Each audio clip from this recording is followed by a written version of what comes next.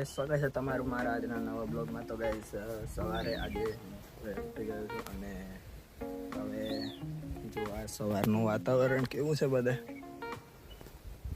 એકદમ મસ્ત નજારો.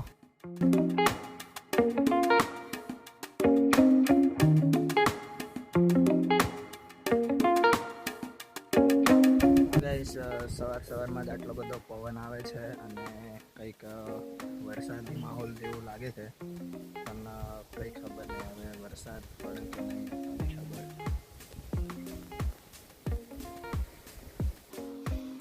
ये देखो मोती गाइस, सुबह सुबह मस्ती के मूड में है लाला.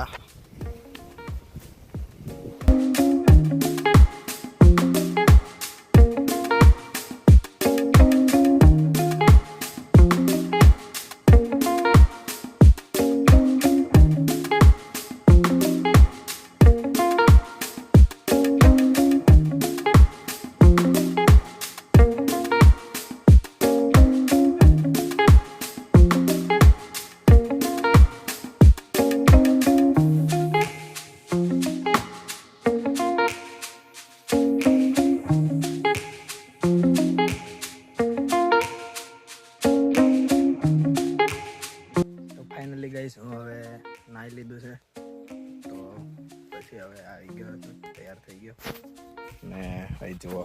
અને બીજી સાઈડથી અહીં બાંધ્યો છે, પેલી સાઈડ હતો બાંધેલો, પણ હવે અહીં લઈ આવ્યા. જુઓ કેટલો મસ્તી કરે છે.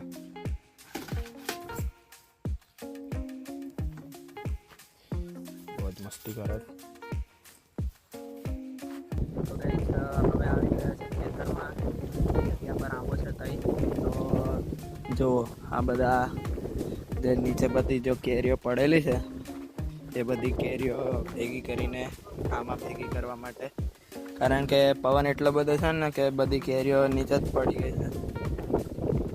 જે પાકી કેરીઓ હોય એ બધી નીચે પડી છે, એટલે હવે એ બધી કેરીઓ ભેગી કરીને ઘરે લઈ જઈએ. તો હવે કેરીઓ ભેગી કરું છું. તો ગાઈસ હવે ઘરે આવતો રહ્યો છું અને જો આટલી કેરીઓ ભેગી થઈ છે. તો ગાઈસ ત્યાર પછી હું એક્ટિવા લઈને નીકળી ગયો છું ભીખાપુરા જવા માટે, કારણ કે થોડું કામ છે સ્કૂલમાં. અને પછી પહોંચી ગયો છું મારી સ્કૂલમાં અને ત્યાં જઈને થોડું ઘણું કામ હતું, એ કામ પતાવ્યું અને ત્યાર પછી ફરી નીકળી ગયો છું મામાના ઘરે જવા માટે. તો ગાઈસ મામાના ઘરે આવ્યો છું અને જોયેલા અમારા મામાનો છોકરો એક્ટિવા ચલાવે. આ છે આપણા ક્રિએટર ભાઈ છે, આમને સપોર્ટ કરી લેજો. ફોલો કરવાનું ભૂલતા બધા છે. તો હવે અહીંથી ઘરે જવા પાછો નીકળું છું. પહેલાં ભીખાપુરા જવું પડશે અને ત્યાર પછી હું પહોંચી ગયો મારા ઘરે અને પછી તો ખાવાનું ડીશમાં મૂકી દીધું ને પછી ફટાફટ ખાઈ લીધું. અને ગાઈસ પછી સાંજ પડી ગઈ છે અને જુઓ સનસેટનો વ્યૂ કેવું દેખાય છે, કેટલું મસ્ત એકદમ સોનેરી ગોલ્ડન જેવું દેખાય છે. અને ગાઈસ હવે મળીશું બીજા વ્લોગમાં, ત્યાં સુધી બાય બાય, ટાટા.